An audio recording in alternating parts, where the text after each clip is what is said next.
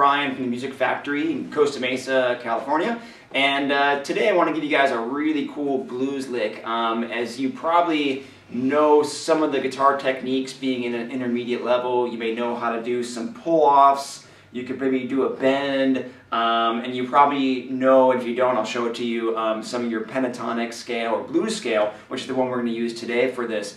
But what I want to be able to show you is how to kind of put it together in a lick, because really when it comes to soloing or jamming or improvising over some rhythm, you're really stringing together a series of licks. So I'm going to give you a really cool blues one today that you can work on that kind of combines all those little techniques like pull-offs and bends and things like that.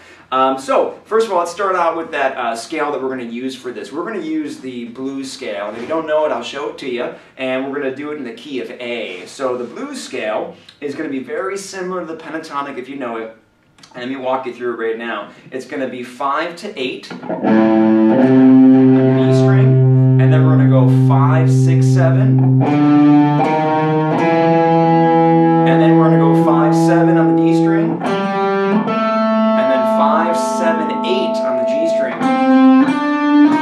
and then we're going to go 5, 8, and then 5, 8 again on the high E, and together,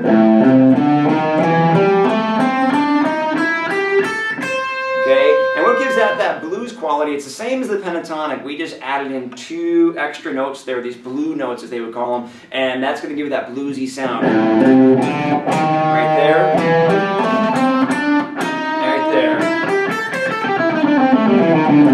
So that's your blues scale. It's a really fun one to use if you're jamming.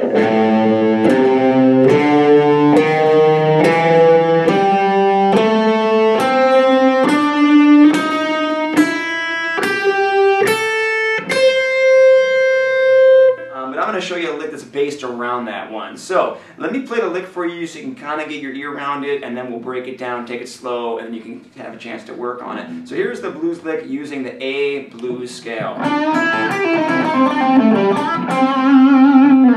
Okay, and here's what it is broken down. We're going to start out with a nice bend, and when I do my bends, I try to do them not using just one finger. I usually have another finger behind it, so we can give it a good strength behind there. So if you notice, that first bend is on the G string on the 7th fret, and notice I have 2 fingers on there to give you that extra strength behind that bend.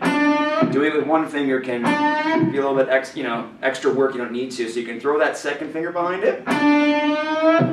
From that 7th bend, I don't release it. I don't go, I just bring it and I keep it up there. From there, I'm going to bar my first finger over the 5 and the 5 on the B string and the high E. So here's this put together. And that alone is a real popular rock riff as it is. Just repeated, they do that in a lot of solos. So that's what it's going to start with, a bend on the 7th fret. And then 5, 5. From there, we're going to do a pull-off now. Okay, that pull-off is going to happen all on the B string, and it's going to be from the 8 to the 5. And if again you notice, we're staying completely within that same pattern that I showed you, that box pattern of the blues scale. So, putting together, okay, that's that pull-off on the 8 and the 5. So, okay. The next part we're going to do, we're going to add that blue note in, that note that is outside of the pentatonic that adds that really cool bluesy quality to it. Okay, and what I did was I went to that 8th fret, that new note in there, and then I went right back to the 5 on the B string. So let me put that together. Bend on the 7, got my bar, pull off, blue note, back to the 5th fret. So, we have that so far. Okay, now we're going to use some more pull-offs in the next little phrase of this. The pull-off is going to happen, again, back to that blue note, in the 8th fret. That's the part we're going to put together. We're pulling off. This is all taking place on the G string. So we're going to go 8 to 5. It's one pick, and I'm going to be pulling off. And then I'm going to do that same pull off from 7 to 5. Okay, so here we go again. Okay, so let's put together what we have so far. We have the bend at the beginning with the 2 bar 5 here. Okay, the 8 to 5 pull off. We have that blue note to the 5. And then we have the new pull off phrase. Okay, putting it together up to speed. Okay, it's sounding cool already. You can hear that kind of blues quality coming in.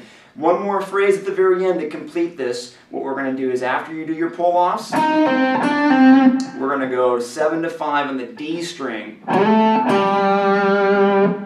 And then we're going to do a bend on the 7 and end back on the 5. Break that down for you. We're going to go 7-5 on the D string. And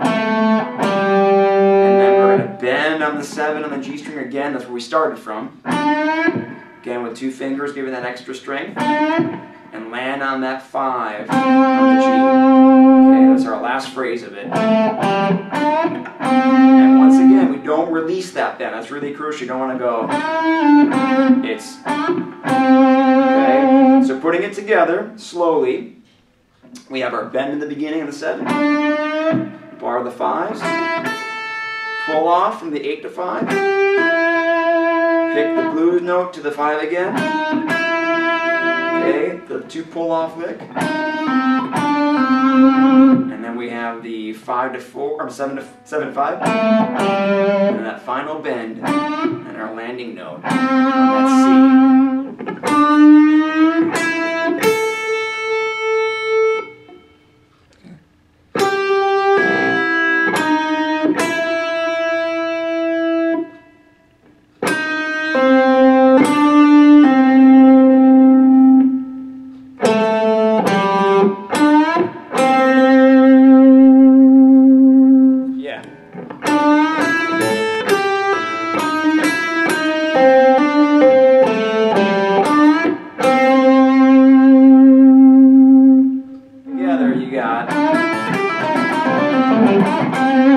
It's a really nice blues lick that you can start to put together a lot of the techniques you may have, because you might be able to bend now, you might know your scales, but putting them together in an interesting musical way will give you that ability to sound like now you're getting in that solo mode.